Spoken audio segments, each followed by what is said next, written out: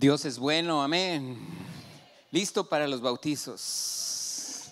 Dios es bueno y yo creo que hoy es importante que escuchemos esta palabra. Ahorita los bautizos los vamos a empezar un ratito más, pero Dios ponía esto en mi corazón y es una palabra realmente corta para darle tiempo a los bautizos. Y quiero que sepa que dentro de la palabra de Dios, creo que todos sabemos que la Biblia es la palabra de Dios, ¿verdad que sí?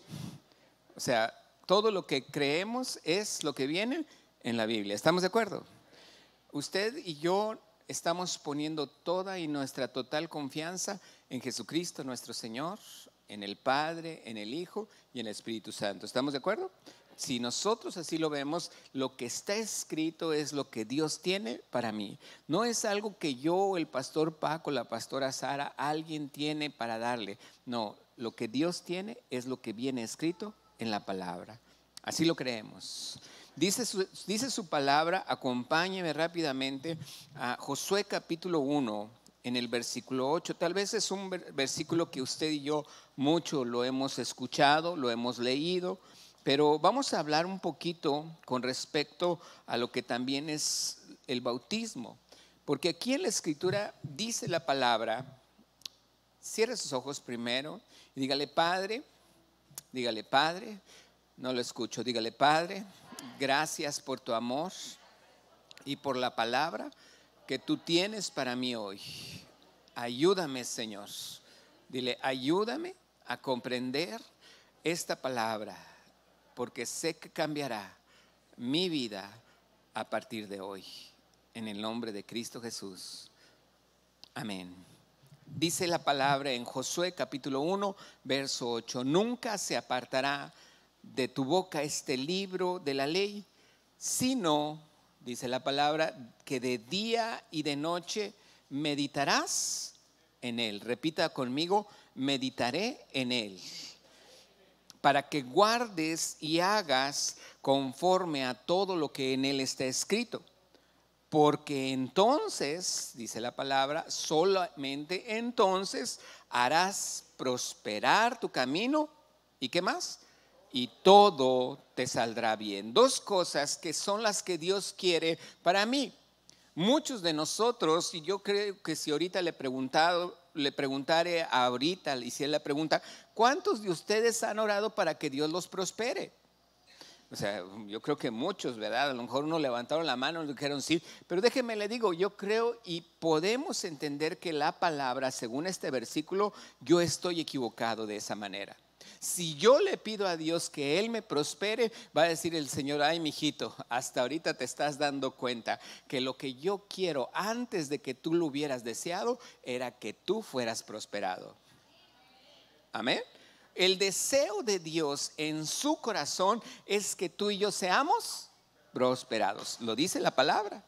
Si yo puedo entender esta escritura, Dios estaba pensando antes de que yo lo pensara, antes de que lo creyera yo, antes de pedírselo, antes de saber qué era lo que yo quería. Dios ya sabía lo que en su corazón había para entregarme. ¿Qué había para entregarme? Decirle, mi hijo, me urge prosperarte. Eso es lo que había en el corazón de Dios, lo que hay en el corazón de Dios. Dios está diciendo, mi hijo, mi hija, me urge ¿qué? Prosperarte. Quiero que tú seas prosperado. Y muchas veces uno está diciendo, Señor, prospérame, Señor, bendíceme, Señor, sáname. Y lo que la palabra me dice es que Él es prosperidad, Él es la sanidad, Él es la bendición, y lo único que yo tengo que hacer es acercarme a Él, porque aquí lo dice la escritura. Dice, cuando yo pongo por obra lo que ya viene escrito allí, cuando yo leo lo que está escrito, muchos de nosotros no hemos entendido que Él es la prosperidad. Muchos no entendemos que Él es mi bendición. Muchos no hemos entendido que Él es mi sanidad. Y lo único que tengo que hacer es creerle y acercarme a Él. Son dos cosas que Dios quiere que yo haga: prospere mi camino y que todo lo que haga, lo haga bien. Repítalo conmigo. Dios quiere prosperar mi camino y que todo lo que yo haga salga bien. ¿Quién quiere eso para usted? Yo creo que yo también.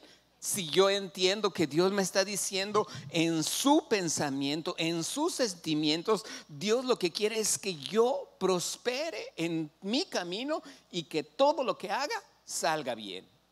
Hay veces que nosotros, por nuestra propia voluntad, muchos se han topado como personas con una familia que tiene problemas en su matrimonio, que tiene problemas en su hijo, que tiene su negocio está tronando, su trabajo a lo mejor ya lo corren.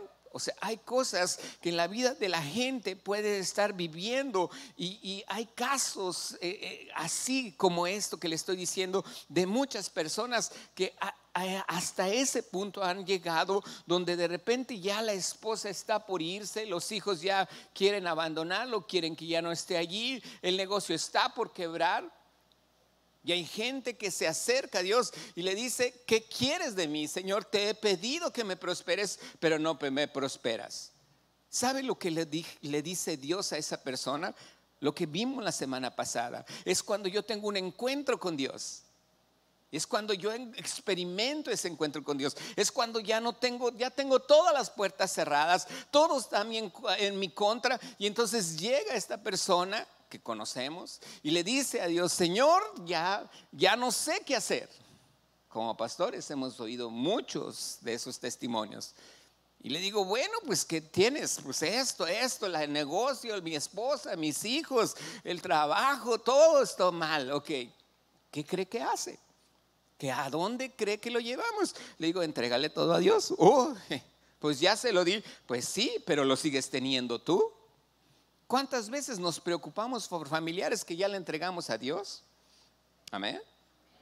Y estamos creyendo que si no es porque no pasa en el negocio, no pasa, es porque a lo mejor yo estoy mal. Eso es lo que el diablo quiere.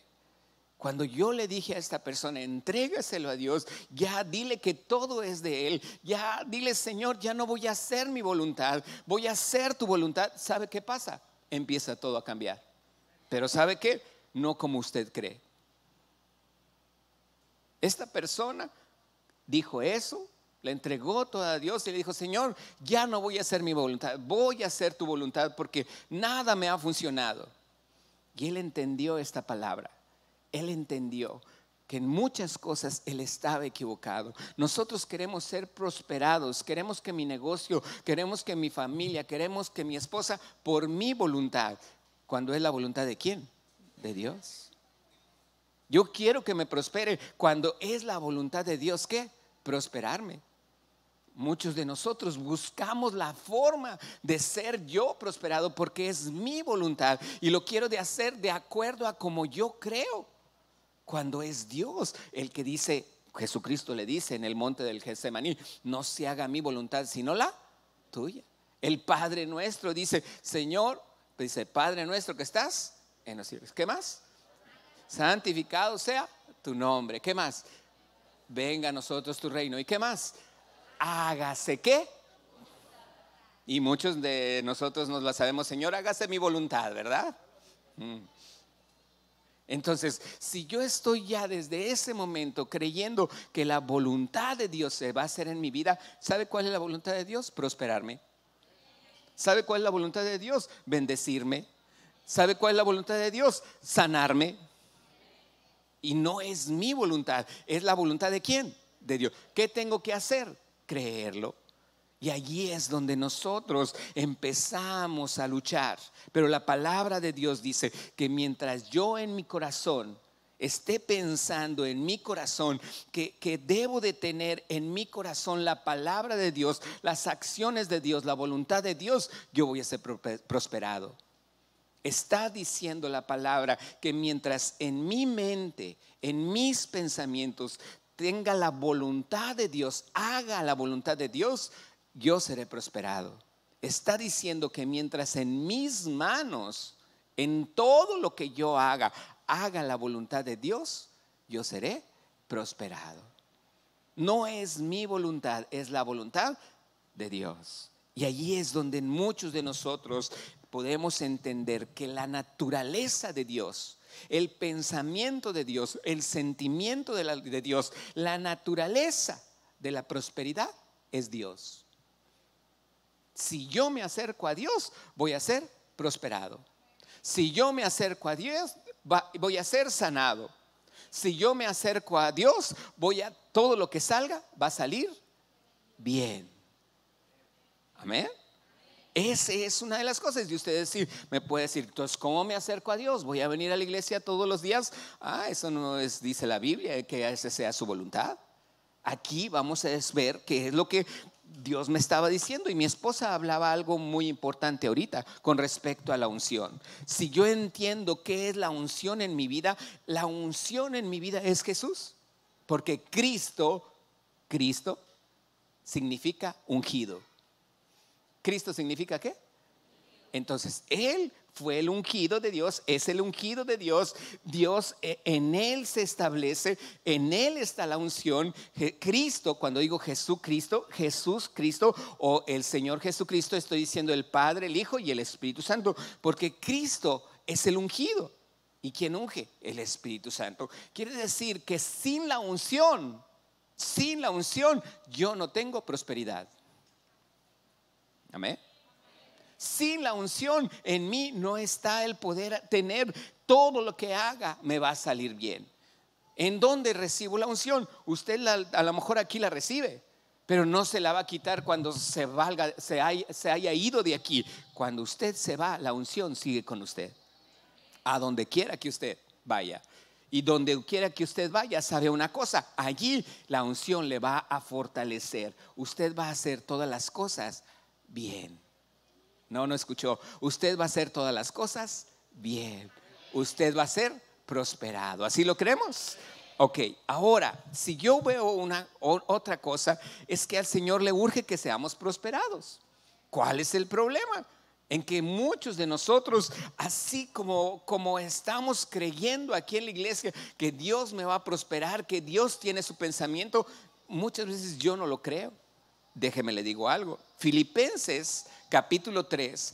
Acompáñenme a Filipenses capítulo 3, versículo 14.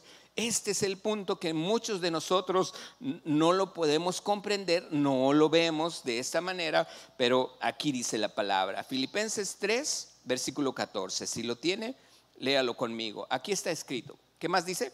Léalo junto conmigo. Más fuerte. ¿Cómo dice? Más fuerte, no escucho. ¿Cómo dice? Al premio del supremo llamamiento de Dios en Cristo Jesús. Dos cosas aquí dice la palabra que usted y yo tenemos. Una, tenemos una meta. Tenemos un propósito. ¿Tenemos un qué? Una meta. ¿Un qué? Un propósito. Tengo un llamamiento. ¿Qué quiere decir? Que muchos de nosotros ni siquiera sabíamos que tenía un llamamiento. Muchos de nosotros ni siquiera sabíamos que teníamos una meta que lograr. Dios en su pensamiento está pensando, mi hijo fulanito tiene que llegar a esta meta. Y usted acá, así. Y Dios, mi hijo, tienes que llegar a la meta. Ok, ¿cuál meta? Quién sabe, ¿verdad? Pero tengo que llegar a una meta. No es así. Dice la palabra que usted y yo tenemos un llamamiento. ¿Cuántos de nosotros en muchas ocasiones estamos pensando en nuestra vida lo que el mundo me dice? ¿Qué me dice el mundo? Que no sirvo para nada, me menosprecia, me hace sentir inservible, me hace sentir que no valgo nada. Y entonces ya no hay un llamamiento en mi vida. Déjeme le digo algo. Esta palabra es para usted que se ha sentido así. Para aquel que diga, no, a mí todo me funciona, todo está muy bien, yo no necesito de Dios, esa palabra no es para él. Pero aquel que en muchas ocasiones ha sido herido por la sociedad, ha sido lastimado, porque a veces nos creemos que no tengo hacia dónde ir. Usted no está aquí por casualidad. Dios le ha traído. ¿Por qué? Porque Él tiene una meta y un llamamiento para su vida. Y Él quiere cumplirla en su vida. Dios nos ha hecho libre, pero Él sabe que cuando yo veo la meta, cuando hay un supremo llamamiento para mi vida y empiezo a descubrir esa meta que Dios quiere en mi vida, entonces Él capacitándome, yo veo la prosperidad en todo lo que haga. Y todo lo que haga, dice la Escritura, me saldrá bien. ¿Quién lo quiere? ¿Sí lo queremos? Ahora, déjeme le digo algo. Cuando nosotros estamos viendo la Escritura en Filipenses 4:13, vamos a ver una cosa que también es importante, que es urgente. Dios quiere que sea algo primordial para mi vida, que yo cumpla esa meta. ¿Cuál es la meta? Muchos dicen, es que la meta es llegar al cielo. Discúlpeme, esa meta, si usted ya recibió a Cristo Jesús en su corazón, esa meta ya está en su vida. Usted se va a ir al cielo. Bueno, los 3, 4 lo dijeron por todos, ¿verdad que sí? Ok. Si esa es su meta, llegar al cielo, déjeme le digo una cosa. Desde el momento que usted recibió a Cristo en su corazón, usted ya tiene el cielo ganado. Nada más una cosa. Dice la Escritura, Juan 1:12, ¿qué necesito yo para ser un hijo de Dios? ¿Alguien quiere decirme qué necesito yo para ser un hijo de Dios? Así rápidamente, alguien que le ha leído la Biblia y cree, ¿qué necesito yo para ser hijo de Dios? ¿Creer y qué? Y recibir a Jesús en mi corazón. Amén. Dice la palabra, Juan 1:12, dice la Escritura, a todos los que creyeron y le recibieron, a todos los que ¿qué? Creyeron en su nombre. ¿Y qué más? Recibieron. ¿En dónde? En su vida, en su corazón. Dice, a ellos les dio la autoridad, les dio el poder de ser llamados hijos de Dios. ¿Quién es hijo de Dios? ¿Qué quiere decir? Que usted ha creído en Jesucristo. A ver, si por si las dudas, cierre sus ojos y dígale, yo creo, Señor, que tú eres el Dios que se hizo hombre para salvar al mundo. Yo creo, Señor, que tú eres el Mesías para venir a salvar al mundo. Yo te he recibido, pues yo he creído que tú eres hijo de Dios y ahora tú me haces hijo de Dios. Dile, yo creo, Señor, yo hoy te recibo en mi corazón, sabiendo que es todo lo que necesito para tener la autoridad de ser llamado hijo de Dios, hijo tuyo. Dile, gracias porque ahora lo sé. Tú me has dado autoridad. Repítalo nuevamente. Tú me has dado autoridad. Otra vez, dígale, tú me has dado autoridad de ser llamado tu hijo. Otra vez, dígalo, tú me has dado autoridad de ser llamado hijo tuyo. Amén. Es hija de Dios, es hijo de Dios. Dele un aplauso a Él porque es por Él entonces. Ahora, acompáñeme por favor a Romanos capítulo 8, verso 19. Esta es una de las metas que usted y yo debemos de tener en mente. Romanos capítulo 8, versículo 19. Léalo junto conmigo. Dice, porque el anhelo ¿qué? Ardiente ¿de qué? De la creación es el aguardar la manifestación de ¿quién es? ¿Qué está esperando? Dice la palabra la creación. Que se manifieste ¿quién? ¿Y quiénes son los hijos de Dios? Entonces ahí dice la palabra, la creación. En otra traducción dice, la creación con gran impaciencia espera que sus hijos se manifiesten. La Biblia me está diciendo cuál es mi meta allí en este versículo. Muchos nos quejamos de la corrupción. Muchos nos quejamos de situaciones que hay allá afuera en el mundo. Muchos nos quejamos de los robos, del narcotráfico, de la corrupción, y ahí están quejándose. Déjeme le digo una cosa. Aquí, si yo escudriño bien, algo me está diciendo aquí la Escritura. Algo estoy entendiendo.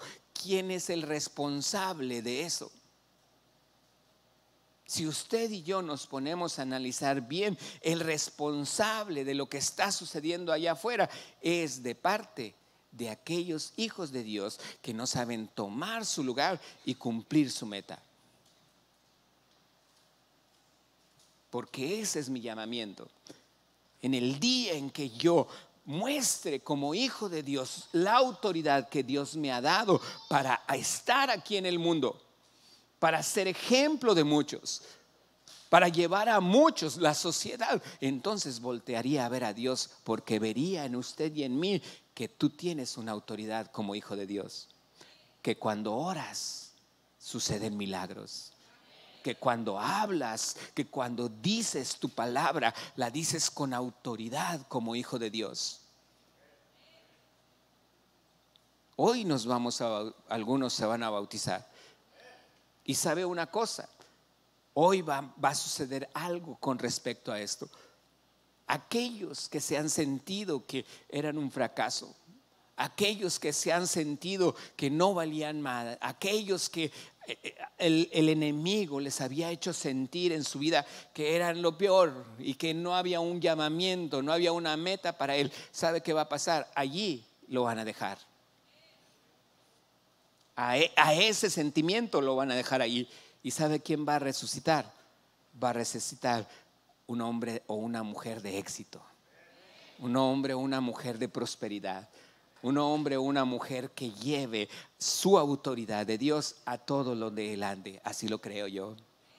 Si usted no lo cree, pues ni modo, pero yo así lo creo. Tuvimos una plática ahorita en la mañana con todos los que se van a bautizar. Están entendiendo que allí van a dejar a saber a quién, a esa vieja naturaleza, y va a resucitar a Jesucristo en su vida.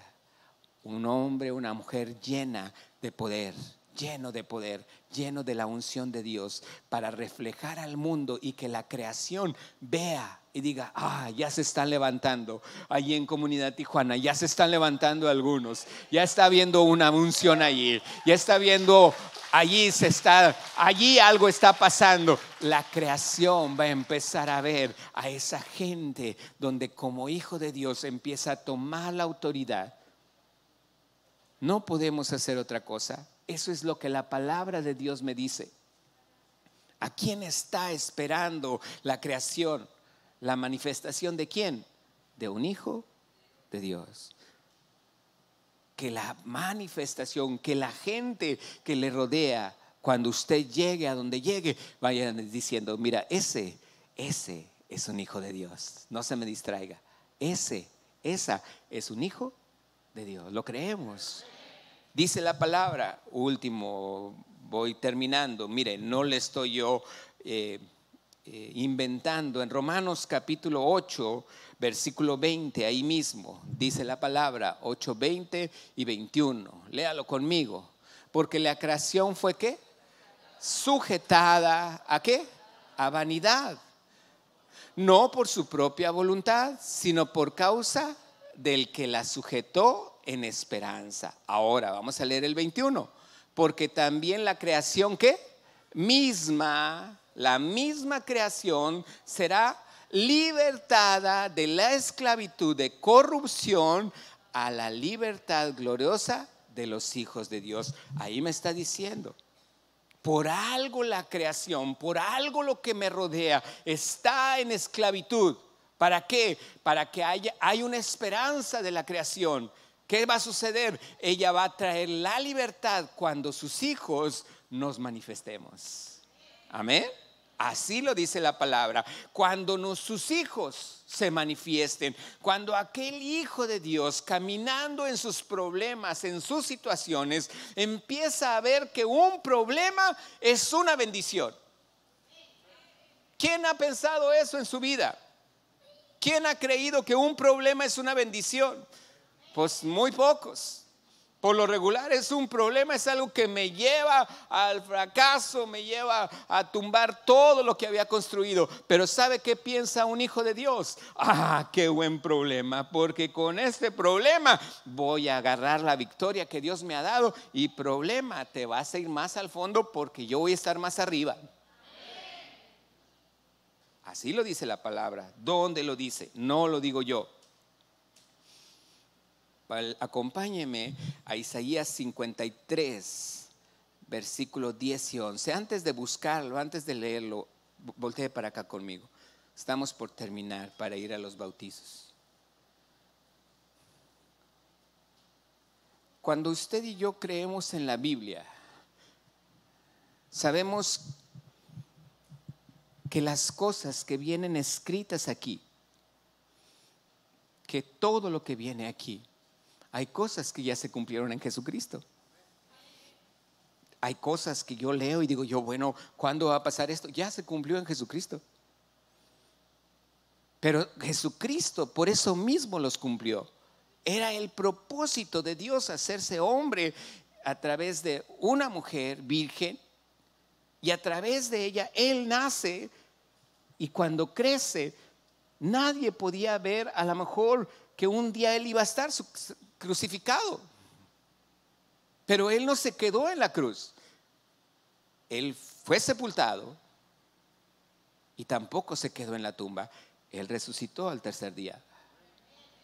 Lo que los que se van a bautizar es identificarse con Jesús. Mueren, son sepultados y resucitan a una nueva vida. Así lo veo yo en Jesucristo. ¿Por qué lo hizo Jesús? Dice la palabra que Él está sentado a la diestra del Padre. Pero le pregunto una cosa: ¿Jesús tuvo problemas cuando estuvo aquí? Y muchos. Dice Isaías 53, versículo 10, si lo lee conmigo. Con todo eso, Jehová quiso ¿qué?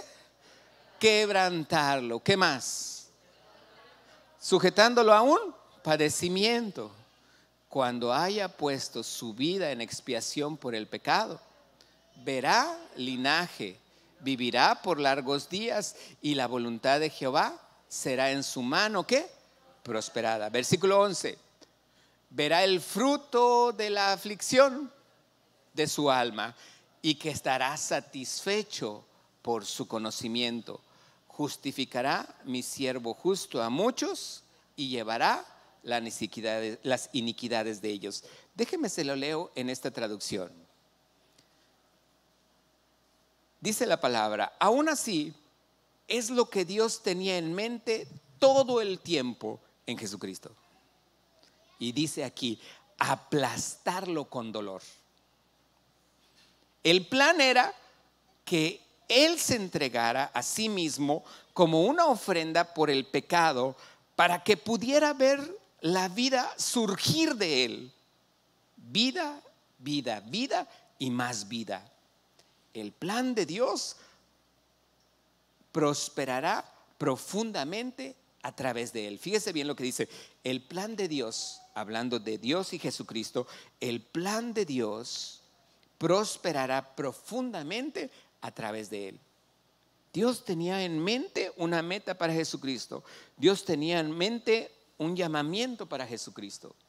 Y a través de ese plan, cuando Jesús lo ejecutara, dice, profundamente habrá una prosperidad enorme. ¿Cuál fue el plan que tenía Dios en Jesús? Ahí dice, wow, suena muy tremendo. Pónganme el 10 aquí. Aquí dice aplastarlo con dolor. Aquí dice quebrantarlo, sujetándolo a padecimiento. Verso 11. De esa terrible aflicción del alma verá, fíjese lo que dice aquí esta traducción, verá que vale la pena y se alegrará haberlo hecho a través de lo que experimentó. Mi justo, mi siervo, dice la palabra, hará muchos justos. Así dice la palabra. Dice, mi siervo, hablando de Jesús, mi justo hará muchos justos, ya que Él mismo llevará sus pecados. De todos ellos los llevará Cristo.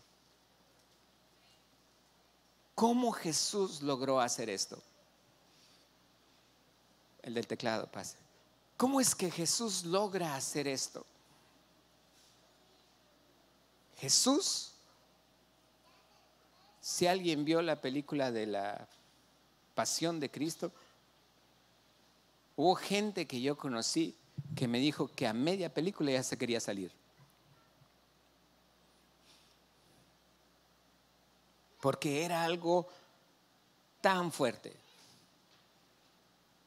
Y si yo me imaginara lo que este director de la película estaba pensando, que eso era lo peor, se quedó muy corto. Lo que realmente Jesús vivió es como dice la Escritura. Él padeció. Y aquí dice esta traducción, aplastarlo con dolor. ¿Sabe por qué? Porque ningún otro ser humano podrá experimentar lo que Jesús experimentó. Por más que usted viva, ningún otro ser humano podrá vivir lo que Jesús vivió. Él lo hizo por amor a nosotros. Él lo hizo porque nos ama, para que usted y yo no lo viviéramos. A muchos de nosotros los problemas se nos hacen tan grandes, pero déjeme le digo, ¿ya lo están crucificando? Ah, no, entonces esto está bien. Ya le están dando latigazos, no se preocupe, a Jesús le dieron 39. Ya se siente que se muere. Okay, le pregunto una cosa, ya está con una corona de espinas y se están burlando como a él. Tampoco. Entonces, ¿qué quiere decir? Jesús ha sido el único hombre que tuvo un sufrimiento, que tuvo que guardar su cuerpo para poder aguantar.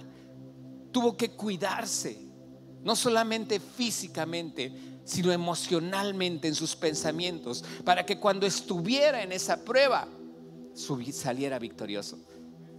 Como hijos de Dios, Dios me dice, ahí está tu llamamiento, manifiéstate como hijo de Dios. Es que me acaba de pasar esto. No te preocupes, viene una gloria mayor. Es que tengo este problema. ¿Cómo estás viendo un problema? ¿Como una bendición o como una derrota? Dios quiere que tú y yo nos manifestemos como hijos de Dios, con autoridad. Uno tiene problemas, yo los he tenido cuando también trabajaba. Bueno, dicen que los pastores no trabajamos, no sé qué es lo que hagamos, ¿verdad? Pero a lo mejor no trabajamos, ¿verdad? Pero yo también trabajaba en una empresa secular y tenía mis problemas. ¿Cómo hacer para que en ese momento usted y yo los problemas los veamos como una bendición en vez de una derrota en mi vida? Isaías 53:5 dice cómo Jesús lo logró. Le escupían en su rostro, le arrancaban la barba, pero sabe una cosa, él estaba puesto como una roca, con una determinación. Mis hijos van a ser bendecidos, no me importa.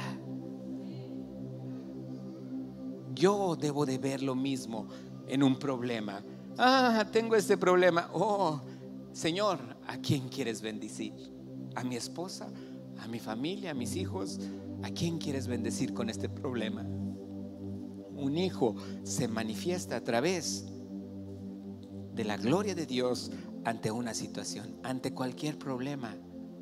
Y allí es donde la creación dice, wow, algo está pasando en la vida de esta persona. Algo está sucediendo ahí en esta iglesia en Tijuana. Lo creemos. Romanos 8:28 es la última escritura que vamos a leer por si hay alguien que se tiene que ir a cambiar de los que se van a bautizar. No se distraiga. Romanos 8:28, si me pueden apoyar a ponerlo acá. Dice la palabra, léalo junto conmigo, que dice: y sabemos que ¿qué? Otra vez, todos juntos. ¿Y sabemos qué? ¿Cuántas cosas? ¿Cuáles cosas? ¿Las buenas o las malas? ¿Qué dice? Todas las cosas les ayudan a bien. Esto es, a los que conforme a su propósito hemos sido llamados. Usted tiene un llamamiento. Usted tiene un propósito. Todo lo que le pase, todo le ayuda para bien. Hay gente que me ha dicho, ese hombre, ¿cómo cree que le fue después de que le dijo a Dios, sea tu voluntad? ¿Usted cree que le fue bien? Le fue peor. El negocio se lo cerraron. La esposa se fue a los 3 días, pero él ya estaba tranquilo. Él dijo, Señor, si esa es tu voluntad, está bien, porque yo ya te la entregué a ti.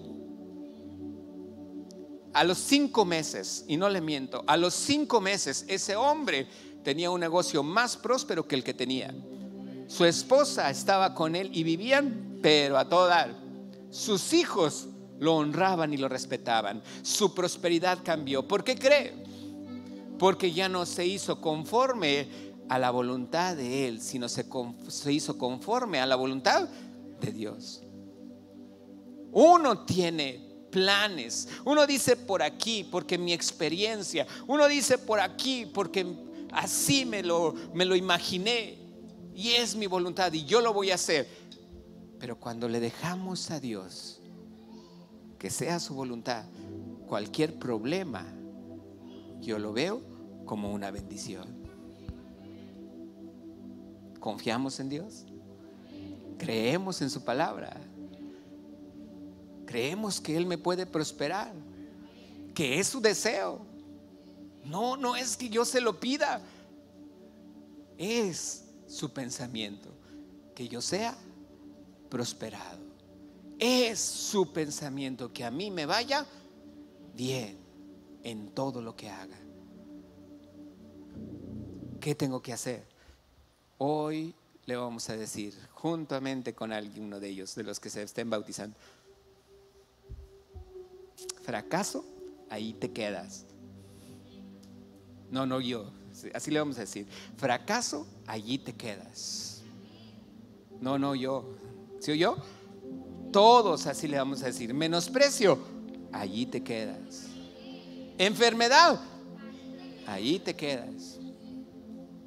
¿Lo creemos? Y cuando usted se levante, cuando alguien se levante, usted identifíquese cuando usted se bautizó conjuntamente con Cristo Jesús. Cuando usted se levante, usted se va a identificar con un éxito y una prosperidad total en su vida. Eso es lo que hacemos. ¿Por qué lo hacemos así? Porque bautizar es sumergir. La palabra bautismo es sumergir completamente.